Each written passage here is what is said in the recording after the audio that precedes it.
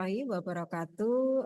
Jumpa kembali ya dalam perkuliahan di Universitas Telkom Semarang. Saya ucapkan selamat datang untuk Bapak Ibu dosen. Ada Ibu Sarah yang ada di Majapahit, kemudian Ibu Tanti yang ada di Ungaran, Ibu Pemilia yang ada di STE, dan juga Bapak Sukemi yang ada di Kendal.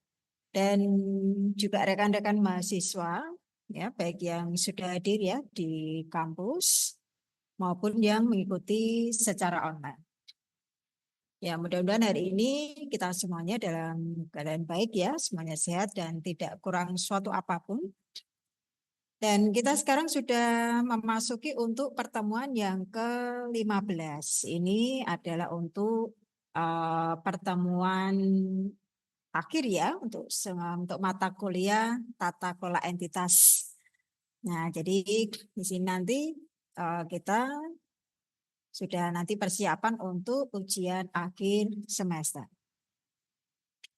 Baik, untuk pertemuan yang ke-15 di sini untuk tata kelola entitas kita akan membahas mengenai tata kelola entitas berkelanjutan.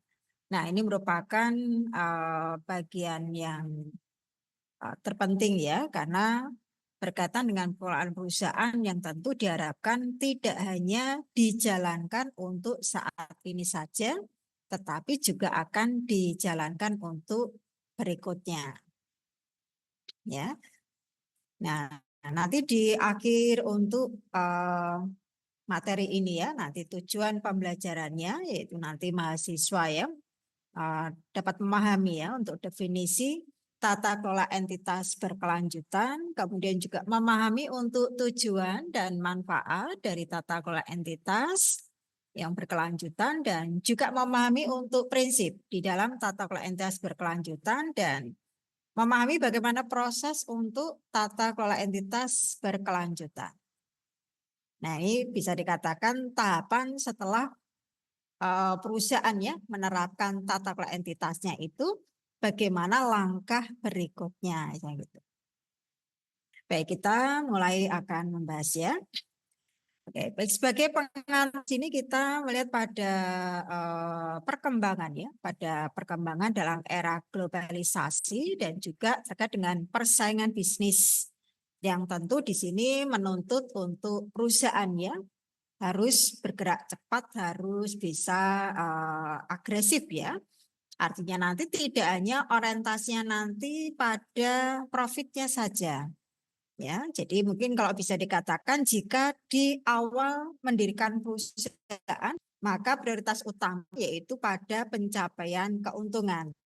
Tetapi setelah kondisi perusahaan stabil ya atau mapan, maka tentunya perusahaan harus bisa mengkondisikan perusahaannya itu di antara perusahaan-perusahaan yang lain.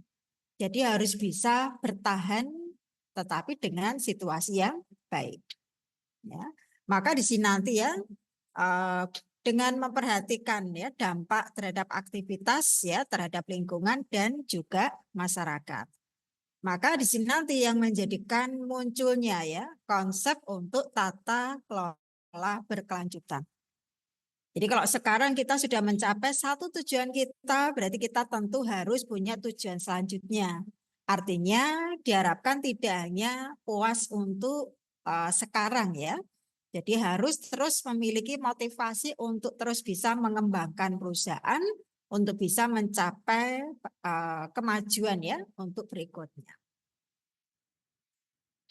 Nah, di dalam tata kelola berkelanjutan ini nanti mengintegrasikan, jadi menghubungkan juga dengan prinsip-prinsip di dalam tata kelola entitas itu sendiri, ya, dengan menghubungkan ya atau mengkaitkan terhadap isu-isu keberlanjutan. Nah, tata kelola berkelanjutan ini akan memandang ya, jadi melihat bahwa keberhasilan perusahaan itu diukur tidak hanya dari segi keuangan atau finansial, tetapi juga dari kontribusi terhadap pembangunan berkelanjutan melalui penerapan aspek lingkungan, sosial, dan juga tata kelola. Atau bisa disilakan di sini dengan ESG, environmental, sosial, dan government. Maka pengertian atau pemahaman kita mengenai tata kelola berkelanjutan itu apa? Nah, di sini kita bisa lihat bahwa tata kelola berkelanjutan atau sustainable governance ini adalah kerangka pengelolaan organisasi atau perusahaan yang tidak hanya menekankan pada pencapaian untuk kinerja dari sisi keuangan saja, tetapi nantinya juga mulai mengintegrasikan untuk aspek lain seperti lingkungan, sosial, maupun tata kelola. Yaitu masuk nanti di dalam strategi usaha ya atau bisnis. Nah, maka konsep di dalam tata kelola berkelanjutan ini akan menitik beratkan atau menekankan ya pada pengambilan keputusan yang bertanggung jawab, yaitu dengan memperhatikan ya atau mempertimbangkan pada kepentingan tentunya pemangku kepentingan ya dalam kurun waktu lama ya atau jangka panjang. Kemudian juga terkait dengan keberlanjutan untuk sumber daya. Sumber daya itu semuanya ya, termasuk sumber daya aset, keuangan nanti dari sumber daya humannya ya atau nanti modal dan sebagainya. Dan juga dampak terhadap masyarakat dan juga lingkungan. Nah, jika kita menggunakan atau acuan ya untuk pemahaman kita terkait dengan tata kelola berkelanjutan ini menurut OECD, nah ini adalah tata kelola berkelanjutan punya peran penting yaitu untuk memastikan di mana perusahaan memiliki nilai jangka panjang, meningkatkan kepercayaan untuk investor dan juga mendukung pembangunan berkelanjutan. Nah, artinya perusahaan itu terus dihadapkan pada pertimbangan untuk terus tumbuh ya. Karena perusahaan juga peran yang ada di dalamnya bukan hanya dari pihak internal tetapi juga eksternal. Maka bagaimana tanggung jawab yang nanti harus dilakukan oleh perusahaan. Nah, untuk tujuan di dalam tata kelola berkelanjutan, di sini untuk tujuan utamanya ya, yaitu untuk memastikan ya bahwa perusahaan itu tidak hanya mengejar dari sisi keuntungan untuk jangka pendek ya, tetapi juga nanti menciptakan untuk nilai jangka panjangnya. Tentunya di sini juga harus seimbang ya. Seimbang yaitu antara kepentingan untuk faktor ekonominya atau sisi ekonominya, kemudian dari sisi sosialnya maupun dari sisi lingkungan. Jadi artinya di sini juga kalau perusahaan itu semakin maju, semakin sukses ya tentunya juga dari lingkungannya itu juga mau tidak mau harus ikut diperhatikan kepeduliannya ya. Nah ini termasuk bagian yang harus menjadi tanggung jawab dari perusahaan. Karena keberadaan perusahaan tentunya peran masyarakat itu kan ada. Jadi mau tidak mau secara tidak langsung ya itu harus memberikan kontribusi. Contohnya misalkan membuatkan sampah, contoh misalkan nanti mendirikan taman, contoh ya. Nah ini salah satu ya dari wujud ya kepedulian perusahaan terhadap masyarakat atau lingkungan ya. Nah, secara rinci untuk tujuan dari tata kelola berkelanjutan, ya ini yang pertama yaitu meningkatkan keberlangsungan untuk usaha dalam jangka panjang. Nah, ini maksudnya bahwa perusahaan itu diarahkan ya nanti untuk mengelola resiko dan juga peluang yang nanti berkaitan dengan isu lingkungan, sosialnya, dan juga tata kelola. Ya, sehingga di sini nanti diharapkan perusahaan itu akan bisa mapan, ya, stabil ya. Jadi bisa bertahan nanti di dalam perubahan untuk pasar atau perubahan untuk regulasi maupun ekspektasi dari sisi pemangku kepentingan. Jadi jika nanti muncul reaksi permasalahan apapun ya bisa dikatakan nanti perusahaan itu benar-benar sudah punya pondasi kuat ya untuk mengatasi semua permasalahan yang nanti timbul dalam kaitannya dengan perusahaan. Nah, itu diharapkan seperti itu. Maka di sini memang dibutuhkan dan harus punya manajemen yang kuat. Ya. Yang kedua yaitu untuk membangun kepercayaan dari pemangku kepentingan. Jadi dengan kita nanti menerapkan ya, dari perusahaan menerapkan untuk prinsip ya di dalam tata kelolanya ya, ada transparansi, kemudian ada akuntabilitas, kemudian ada fairness ya, keadilan, maka perusahaan akan dapat meningkatkan ya untuk kepercayaan dari investor, dari pelanggan ya, karyawan, masyarakat ataupun pihak pemerintah. Nah, ternyata di sini ya kalau bisa dikatakan bahwa terkait dengan kepercayaan ya, ini tentu akan menjadi modal sosial yang sangat penting untuk pertumbuhan berkelanjutan. Karena jika nanti masyarakat tidak mempercayai lagi perusahaan, nah ini juga dampaknya pasti besar. Ya kan? Otomatis omset itu akan turun. Jadi misalkan kalau perusahaan yang tidak memperdulikan misalnya dampak limbah, nah ini tentu akan berdampak ya, nilai kepercayaan masyarakat itu akan menjadi turun sangat besar. Ya. Yang ketiga meningkatkan kinerja perusahaan, yaitu di sini integrasi untuk prinsip keberlanjutan ya. Ini tentu nanti bisa menciptakan dari sisi efisiensi untuk operasional. Misalkan saja kita bisa melakukan hemat energi, kemudian yaitu pengurangan limbah. Ya.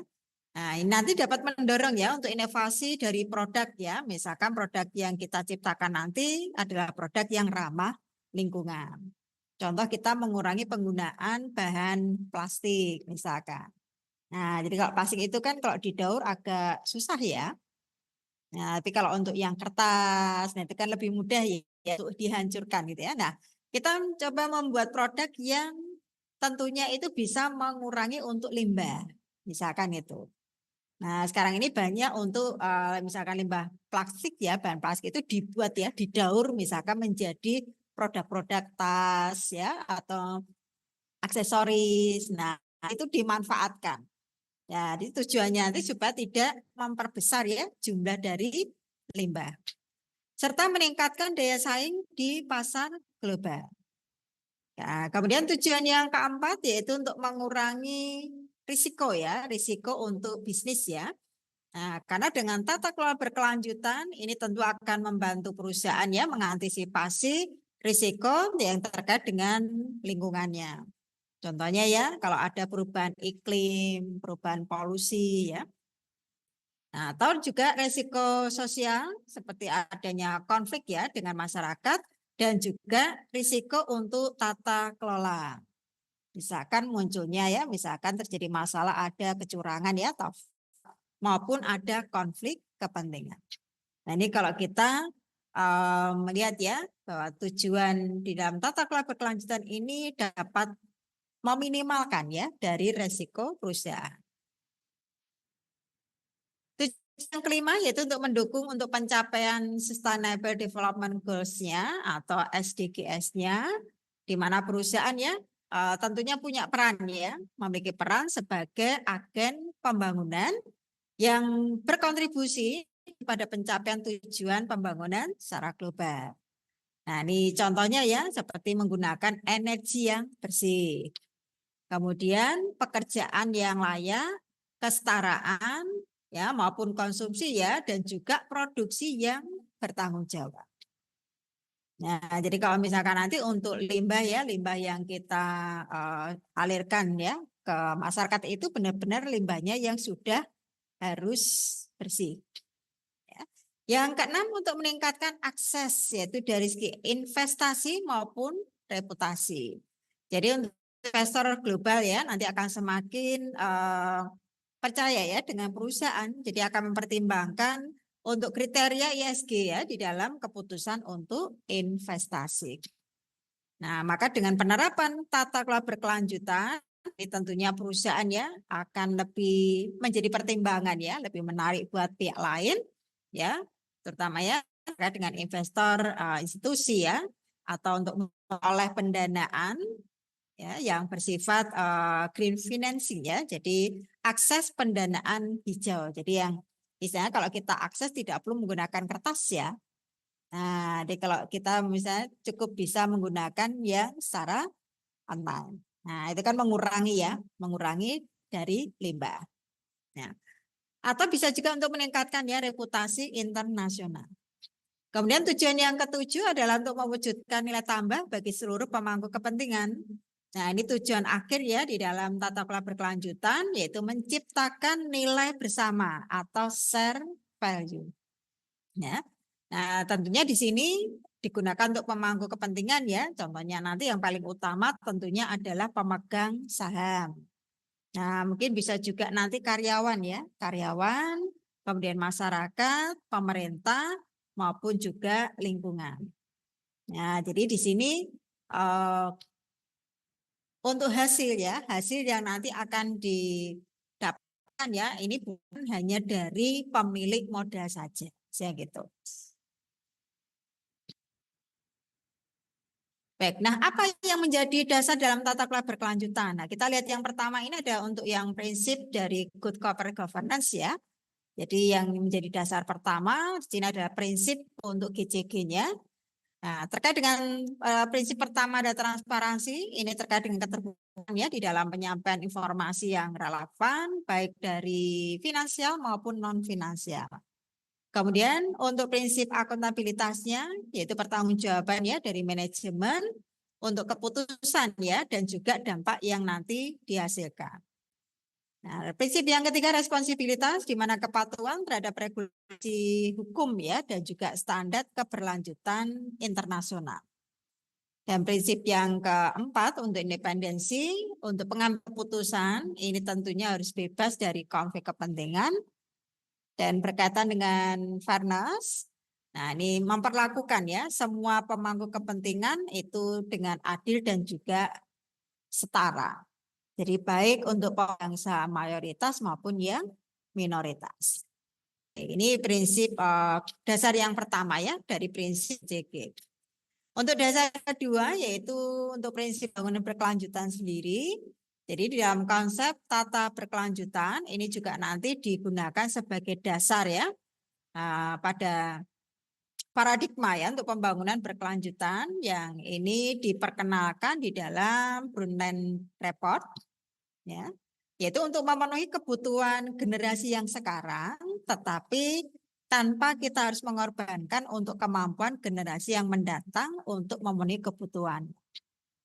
Sehingga bisa di sini garis bawah ya, tata kelola berkelanjutan ini menitik beratkan yang pertama ya untuk keseimbangan ekonomi, sosial dan juga lingkungan. Ketiga ini biasanya nanti dikenal dengan namanya triple bottom line. Ini banyak yang bisa nanti dikaji untuk penelitian. Menghubungkan ya, katanya untuk tata kelola atau nilai perusahaan itu dengan triple bottom line ini. Yang kedua pengelolaan risiko jangka panjang. Ini khususnya untuk risiko lingkungan dan juga sosial. Dan yang ketiga yaitu kontribusi ya terhadap sustainable development goals-nya. Nah, ini kita lihat ya untuk dasar yang prinsip yang kedua ya di dalam tata kelola berkelanjutan. Yang ketiga yang kita gunakan sebagai dasar lagi adalah regulasi dan juga standar internasional. Ya. Nah, jadi untuk tata kelola berkelanjutan di sini untuk dasar regulasinya ya. Yang pertama ini adalah OECD Principle of Corporate Governance tahun 2015 ini yang dipakai sebagai acuan untuk kita menerapkan tata kelola berkelanjutan. Ya. Ini sebagai acuan global dalam arti secara internasional ya itu digunakan. Secara umum ya, secara umum itu banyak yang menggunakan. Dasar yang kedua itu yang bisa digunakan juga adalah Global Reporting Initiative ya. Inisiatif standar ini terkait untuk pelaporannya. Jadi untuk menyusun laporan keberlanjutan. Menyusun laporan. Ya. Kemudian dasar yang ketiga regulasi yang ketiga ya bisa digunakan yaitu Global Compact. Nah, ini dasar ini nanti mendorong ya dari praktek bisnis yang beretika. Ini terkait dengan HAM, hak asasi manusia, terkait dengan lingkungan dan juga anti korupsi. Dan regulasi yang keempat ini yang juga bisa digunakan adalah SDGs ya, Sustainable Development Goals ya, tahun 2030 ya nanti sebagai tujuan untuk pembangunan globalnya. Nah, itu regulasi ya, regulasi dan standar internasional. nasional. Baik, untuk yang keempat yang kita gunakan sebagai dasar ya dalam tata kelola berkelanjutan adalah nilai etika dan tanggung jawab sosial. Nah, jadi selain 3 dasar kita sebelumnya tadi ya, ini ada dasar tambahan bisa digunakan berkaitan dengan nilai etika di dalam bisnis. Nah, karena ini berkaitan dengan perusahaan yang dituntut untuk tidak mengejar keuntungan, artinya tidak hanya melihat pada sisi finansial saja, tetapi juga harus melihat pada sisi non-finansial. Contohnya ya, jadi terkait dengan tanggung jawabnya ya untuk sosial, yaitu dengan menerapkan CSR-nya ya, Corporate Social Responsibility. Jadi kepedulian sosial. Nah, ini adalah salah satu bagian yang harus dilakukan oleh perusahaan. Karena dengan menerapkan CSR nanti ini adalah salah satu cara untuk menjaga kelestarian lingkungan. Ya, salah satunya tadi contohnya dengan mempunyai tempat tersendiri untuk mendaur ulang limbah. Nah, jadi supaya nanti masyarakat juga aman ya dari limbah ya yang nanti dibuang oleh perusahaan. Ya. Nah, untuk prinsip tata keberkelanjutan di sini bisa dikatakan bahwa prinsip tata kelola berkelanjutan ya ini adalah pengembangan di dalam prinsip untuk GCG sendiri atau tata kelola entitas sendiri sebagai pengembangan. Jadi nanti memasukkan berarti nanti ada dimensi tambahan. Kalau sebelumnya kita sudah masukkan ada prinsip GCG-nya ya. Nanti untuk yang berkelanjutan ini kita menambahkan ada aspek lingkungan, ada aspek sosial dan juga tata kelola ya. Nah, ini yang nanti dikenal dengan ESG ya, environmental, sosial dan juga governance. Nah, prinsip di dalam tata kelola berkelanjutan ya nanti bertujuan supaya perusahaan tidak fokus ya hanya di keuntungan jangka pendek, tetapi juga untuk membangun nilai jangka panjang yang nanti menjadi kebutuhan bagi pihak pemangku kepentingan. Baik, kita lanjut berikutnya di sini untuk prinsip tata kelola berkelanjutan yang pertama. Yang pertama adalah transparansi. Jadi kalau transparansi kita mungkin sudah sering bahas ya, katanya dengan keterbukaan ya.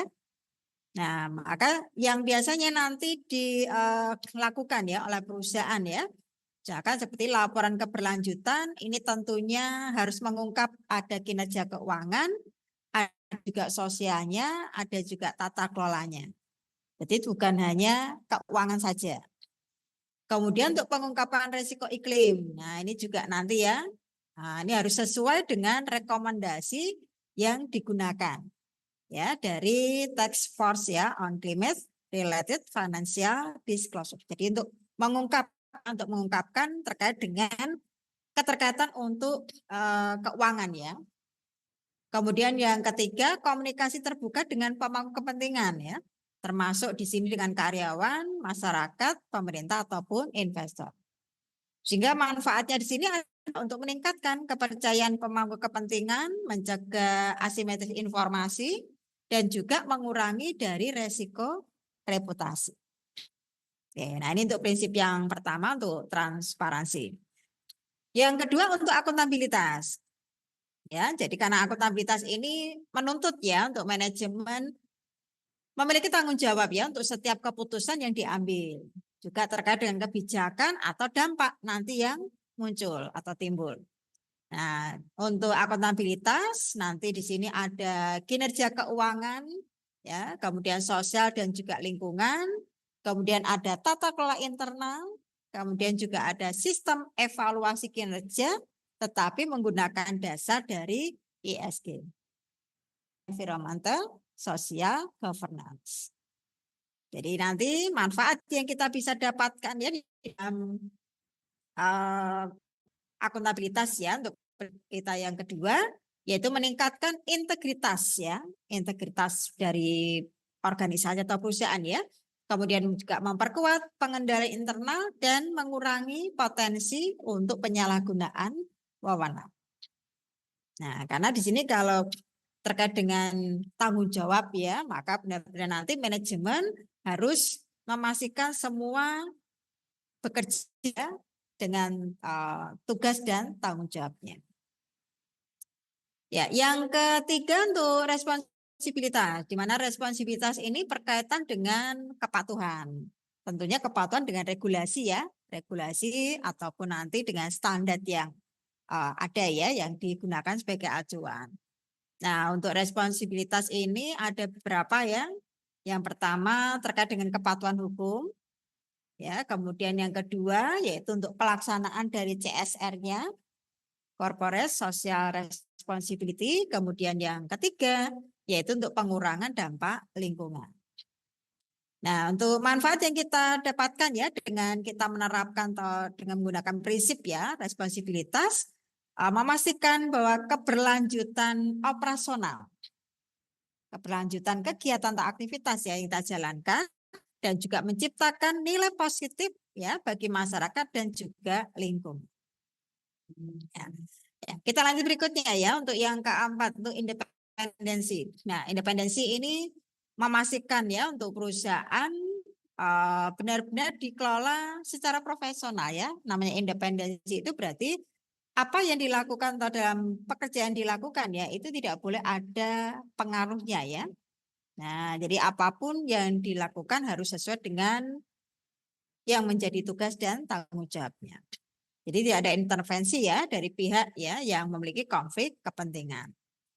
Nah, untuk independensi di sini antara lain ya ada pengambilan keputusan strategis ya yang lebih objektif ya. Kemudian yang kedua, struktur dewan komisaris ini tentunya berisikan orang-orang yang independen.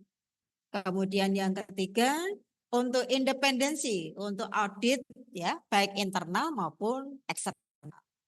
Jadi artinya di sini ya mereka ya yang menempati sebagai posisi ya dewan komisaris ataupun audit ya. Nah, ini diharapkan adalah orang-orang yang benar-benar independen.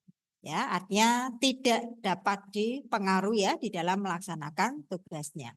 Maka manfaatnya ini akan menjaga integritas ya dari keputusan manajemen dan tentu mencegah ya praktek korupsi, ya praktek kolusi maupun nepotisme. Ya. Nah, untuk prinsip yang kelima yaitu keadilan atau fairness. Kalau kita bicara adil ya, berarti ini memperhatikan ya bahwa harus ada keseimbangan ya. Jadi memperlakukan semua pihak dengan adil dan juga setara. Ya. Nah, untuk prinsip keadilan di sini ada perlakuan adil ya untuk karyawan, kemudian hubungan yang setara misalkan dengan pemasok ya, dengan konsumen ataupun dengan mitra usaha. Artinya tidak ada yang dibedakan misalnya gitu ya. Kemudian keadilan juga untuk komunitas lokal. Misalkan ya di sini keterlibatan di dalam pembangunan daerah sekitar operasional perusahaan. Jadi misalkan jika lingkungan ya di sekitar perusahaan itu ya membutuhkan perbaikan jalan, contoh misalkan ya, nah itu perusahaan ya ikut berkontribusi ya untuk memberikan bantuan ya perbaikan jalan. Sehingga manfaatnya ini akan memperkuat ya untuk hubungan jangka panjang ya dengan stakeholder, kemudian juga meningkatkan loyalitas dan juga mengurangi potensi konflik sosial. Artinya masyarakat akan sangat mendukung ya. Jadi artinya tidak merasa keberatan dengan adanya perusahaan di dalam masyarakat. Nah, cuma di sini kalau untuk pabrik memang harus jauh ya dari masyarakat ya, karena faktor kebisingan itu menjadi salah satu polusi ya, yang harus dipertimbangkan. Nah, ini untuk tambahnya yang keenam ya, yaitu untuk keberlanjutan atau sustainability. Nah, ini adalah untuk lebih menguatkan ya di dalam prinsip dari GCG ya untuk tata kelola berkelanjutan. Nah, itu seperti menjaga keseimbangan ekonomi, sosial, dan juga lingkungan. Kemudian mengadopsi untuk inovasi green-nya. Ada istilahnya kita mulai menggunakan produk atau menggunakan teknologi yang ramah lingkungan. Jadi artinya kita misalkan tidak banyak menggunakan kertas, itu salah satu ya, salah satu wujud ya kita menerapkan untuk inovasi hijau. Yang ketiga, mengintegrasikan SDGs-nya, Sustainable Development Goals ya, untuk strategi bisnis. Maka untuk manfaatnya, memastikan untuk keberlangsungan usaha ya, dalam jangka panjang dan juga mendukung tujuan pembangunan global. Nah, ini untuk prinsip di dalam tata kelola berkelanjutan. Nah, ini kalau nanti kita lihat ya beberapa contohnya. Jadi di sini teman bisa lihat ya, dari si transparansi kita bisa lihat dari contoh PT Unilever. Nah, jadi menerbitkan laporan keberlanjutan ya untuk tahunannya ya. Kemudian dari sisi akuntabilitas, ini di sini juga ada contoh PT Telkom ya. Kemudian untuk responsibilitas, di sini kita bisa berikan contoh ada Bank Mandiri ya, menjalankan program literasi keuangan untuk masyarakat. Jadi supaya masyarakat itu paham ya terkait dengan keuangan. Independensi, di sini kita bisa memberikan contoh ada PT Astra Internasional ya. Kemudian keadilan, di sini ada Gojek. Nah, ini kan yang sering kita manfaatkan ya. Nah, ini ternyata juga memanfaatkan ya untuk prinsip tata kelola berkelanjutan, yaitu menerapkan kebijakan untuk perlindungan mitra drivernya ya, dan juga kesetaraan kesempatan bagi pekerja. Nah, sedangkan untuk keberlanjutan atau sustainability-nya, di sini kita bisa ambil contoh Pertamina. Nah, di sini Pertamina itu melakukan transisi energi, yaitu melalui pengembangan energi baru terbarukan dan program dekarbonisasi. Karena asap ya, nah karbonisasi itu kaitannya dengan polusi asap. Nah ini tentunya kan diupayakan ya, seperti kalau sekarang, kalau sebelumnya kan kita menggunakan premium ya, yang sebelumnya itu ya. Nah sekarang kan mulai diarahkan kita menggunakan Pertamax, contohnya gitu ya. Nah itu upayanya apa? Supaya asapnya tidak terlalu berdampak ya nanti dengan polusi udara. Ya, maka implementasi untuk tata kelola berkelanjutan ya di sini untuk integrasi ESG dalam strategi bisnis ya, yaitu perusahaan menilai risiko dan peluang keberlanjutan untuk pengambilan keputusan jangka panjang. Kemudian yang kedua untuk pelaporan keberlanjutannya, di mana perusahaan nanti wajib untuk menyampaikan untuk kinerja keberlanjutan sesuai dengan standar GRI, Global Reporting Initiative. Kemudian yang kedua yaitu green governance. Jadi mendorong praktek ramah lingkungan. Ya, jadi seperti kita mulai efisiensi energi, pengelolaan limbah ataupun pengurangan emisi karbon. Ya. Yang keempat, keterlibatan pemangku kepentingan, yaitu perusahaan ya mulai membangun komunikasi dan juga kerjasama dengan masyarakat, dengan pemerintah, dengan investor ataupun LSM. Ya. Dan yang kelima, ya itu etika dan kepatuhan. Nah, di sini memastikan untuk setiap aktivitas usaha ya harus sejalan dengan prinsip etis dan regulasi yang berlaku. Nah, yang menjadi tantangannya, karena tidak mudah ya untuk menerapkan ya sistem yang baik ya. Maka tantangan di dalam tata kelola berkelanjutan di sini, yang pertama yang banyak dilihat ya atau yang diperoleh ya, kurangnya pemahaman manajemen terkait dengan ESG.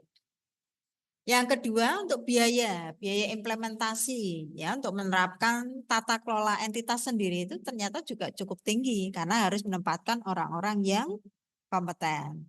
Ya, harus banyak menempatkan orang-orang independen ya. Nah, ini tentunya kan butuh ya. Karena kalau kita menggunakan sumber daya seadanya ya tentunya untuk penerapan tata kelola tidak bisa diwujudkan dengan baik. Nah, katanya di sini nanti terkait dengan kalau kita juga memanfaatkan teknologi. Nah, teknologi yang ramah lingkungan. Kita menggunakan contoh kalau tulis tangan pakai kertas ya. Nah, itu bisa dikatakan murah ya, tetapi kertas itu ada yang bisa dihancurkan ya, ada mungkin yang hancurnya lama, kalau tebal kan lama. Nah, kalau kita menggunakan komputer, nah itu tentunya kan lebih simpel ya, tetapi juga biayanya lebih mahal ya, karena harus lebih tinggi ya kita keluarkan. Listriknya kan juga lebih banyak gitu ya. Yang ketiga untuk regulasi yang belum konsisten ya di tingkat nasional maupun internasional, karena masih terus dikaji ya. Nah, jadi kalau kebijakan atau peraturan hanya ini terus direview dulu ya, memastikan jika masih ada kelemahan tentu akan terus dilakukan perubahan untuk isi kebijakannya. Yang ketiga kesulitan di dalam mengukur dampak. Ya, ini karena untuk indikator keberlanjutan ini, nah itu juga masih belum konsisten. Nah, jadi sering berubah. Ya. Ini juga menyesuaikan tadi ya dengan regulasi yang belum konsisten. Ini tantangannya ya. Nah, sehingga bagaimana kita melakukan tata kelola berkelanjutan? Proses kita seperti apa? Yang pertama tentu kita harus merumuskan visi, misi, dan juga komitmen keberlanjutan. Pastikan kita menerapkan atau tentukan ya semua poin di dalam komitmen ya untuk perusahaan kita. Nah, yang kedua, identifikasikan dan juga analisis untuk isu materialitasnya. Nah, jadi kita nanti harus mencari apa ya yang menjadi faktornya. Contohnya perubahan iklim, keselamatan kerja, ya, kesetaraan gender atau tata kelola untuk anti korupsi. Yang ketiga yaitu untuk integrasi keberlanjutan di dalam strategi dan juga operasional. Nah, ini yang biasanya kita lakukan ya. Kita menerapkan seperti rantai pasok ya atau supply chain. Jadi kita mengotomatisasi untuk pengadaan barang.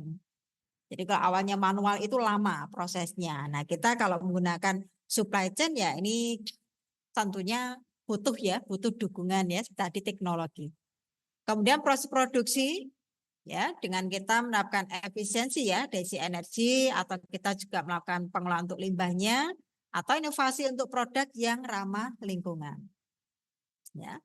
Yang ketiga yaitu kita mengintegrasikan untuk manajemen SDM. Nah, jadi kalau sebelumnya, contohnya kalau kita waktu ada lowongan kerja, contoh ya, biasanya kan kita pakai modelnya menentukan iklan ya, bukan iklan. Nah, sekarang kita bisa buat lebih simpel, kita bisa upload ya, misalkan di media-media sosial. Nah, itu akan lebih praktis ya. Jadi katanya nanti dengan kita melakukan pelatihan nanti untuk kesejahteraan ataupun keterlibatan karyawan itu akan lebih efisien ya jika kita manfaatkan untuk teknologi itu. Yang keempat untuk pelaksanaan tata kelola berkelanjutan.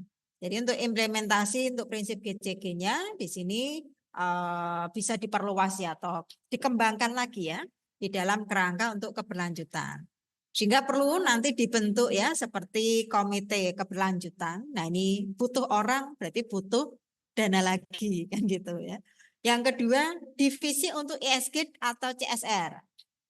Karena kalau kita nanti menerapkan CSR, kepedulian sosial, berarti harus ada yang bertanggung jawab. Berarti perlu ada SDM lagi, berarti perlu ada dana untuk membayar. Nah, di sini kan yang menjadi naik ini ya pengeluarannya perusahaan. Yang ketiga audit internal dan juga eksternal. Ya. Kemudian yang kelima adalah untuk monitoring, evaluasi dan pelaporan. Jadi perusahaan nanti harus mengukur ya untuk kinerja keberlanjutan ya. Nah, ini biasanya yang kita bisa gunakan pengukurannya menggunakan pengukuran indikator ya atau key perform misalkan ya di sini untuk pengurangan emisi karbon misalkan efisiensi energi ya atau kepuasan karyawan maupun keterlibatan masyarakat. Nah, selain itu juga ada audit dan evaluasi ya. Kemudian untuk hasil yang dilaporkan ya dan yang dibuat ya nanti ada laporan keberlanjutan dan juga integrated report ya yang nanti menggabungkan ya untuk laporan keuangan dan juga non keuangan. Dan yang keenam untuk perbaikannya karena kalau sudah dimonitoring, dievaluasi ya dan dilihat hasilnya ya maka tentu harus ada tindak lanjut ya atau perbaikan keberlanjutan. Nah, jadi sini dasar hasil evaluasi ya, perusahaan melakukan penyesuaian untuk strategi ya, supaya nanti lebih relevan ya untuk dinamika pasar, untuk regulasi dan juga tuntutan stakeholder. Inovasi juga harus terus dilakukan ya untuk meningkatkan produknya perusahaan ya yang ramah lingkungan. Ini juga nanti bisa memperluas ya untuk dampak sosial yang positif. Dan yang ketujuh yaitu keterlibatan stakeholder jangka panjang. Ya, untuk proses tata kelola ya nanti menekankan ya dialog berkesinambungan. Artinya komunikasinya ya dengan pemegang saham ya dengan stakeholder itu harus ya bukan hanya pada saat awal saja ya, tapi harus terus dilakukan setiap ya di akhir tahun gitu. Ya. Nah, untuk masyarakat atau pemerintah atau investor atau karyawan ini juga perlu dilibatkan pada saat manajemen ya atau perusahaan membuat keputusan. Sehingga manfaat yang kita bisa dapatkan ya nanti dengan tata kelola berkelanjutan, manfaat yang pertama adalah meningkatkan reputasi ya perusahaan di mata publik dan juga investor. Yang kedua, mengurangi resiko bisnis ya yang terkait dengan isu lingkungan dan juga sosial. Dan yang ketiga, meningkatkan kinerja jangka panjang melalui efisiensi operasional dan juga inovasi. Dan tujuan manfaat yang keempat, tentunya mendukung untuk pencapaian Sustainable Development Goals-nya. Dan yang kelima, meningkatkan untuk daya tarik investasi ya, karena untuk investor global itu biasanya akan lebih tertarik dengan perusahaan yang memiliki kepedulian sosial maupun tata kelola yang baik. Jadi nanti dari aspek ESG itu yang menjadi ketertarikan dari pihak investor. Ya. Ya. Baik, demikian untuk pembahasan kita di perjumpaan kita kali ini ya untuk pertemuan kita yang ke-15 untuk tata kelola entitas dengan pembahasan tata kelola entitas berkelanjutan. Ya, baik dan untuk Bapak Ibu dosen dan juga rekan-rekan mahasiswa untuk pembahasan kita kali ini. Semoga bermanfaat. Mohon maaf apabila ada kekurangannya atau ada keliruan di dalam memberikan penjelasannya. Ya, sekali lagi terima kasih untuk Bapak Ibu dosen yang sudah gabung di Rusu, rekan-rekan mahasiswa, baik yang hadir di kampus maupun yang mengikuti secara online. Ya, kita bisa akhiri untuk perjumpaan kita kali ini. Sekali lagi terima kasih. Wassalamualaikum warahmatullahi wabarakatuh. Terima kasih Bu. Ya, sama-sama Bapak Ibu dosen.